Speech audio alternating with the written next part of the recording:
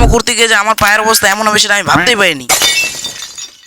তো গাইস আজকে উট পাখিদের হলো ডে 2। আজকে আর কি আমি একটু তাড়াতাড়ি সকালে উঠে গেছি, তাই তো আমি ভাবলাম আকাশের তারাগুলো গুন 1 2 3। তারপরে गाइस माँ डेके बोल लो ছোট ভাইদেরকে ফটফট বের করে খেতে দে। मैंने बोला ठीक है। इसलिए तो गाइस सबसे पहले हम बच्चे को चेक कर रहे हैं। हमने देखा सब बच्चे ठीक ठाक। उसके बाद रॉकी हमको प्रणाम कर। गाइस हमको इतना हिंदी नहीं आता है, इसलिए तो हम बंगाल में बात करेंगे। গাইস আমাদের যে বড় উট পাখিরা ছিল তাদের এতগুলো ডিম দেখে তো পুরো আমার মাথা থেকে পা অবধি সব কাঁপছিল। হ্যাঁ গাইস ও কটা জিনিস বাদ দিয়ে শুধু।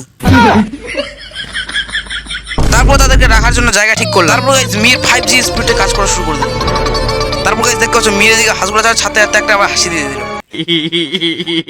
হাসি দেখে আমি খাওয়ার পাত্রও নিয়ে চলে এলাম, তাদেরকে খাওয়ারও দিয়ে দিলাম। গাইস মা বললো মোচা আনতে, তার গাইস চাকুনি আর কি করতে পায়ের উপরে পড়ে পুরো পা কাটে শেষ। আর গাইস এটা কিন্তু আসল ছিল না, এটা রং ছিল, এটা প্র্যাঙ্ক ছিল গাইস। তারপরে তো চলে এলাম মোচা কাটতে, আর মোচাও ফাইনালি কেটেও নিল। এরকমই ডে 3 দেখার জন্য চ্যানেলটিকে সাবস্ক্রাইব করো। Bye bye.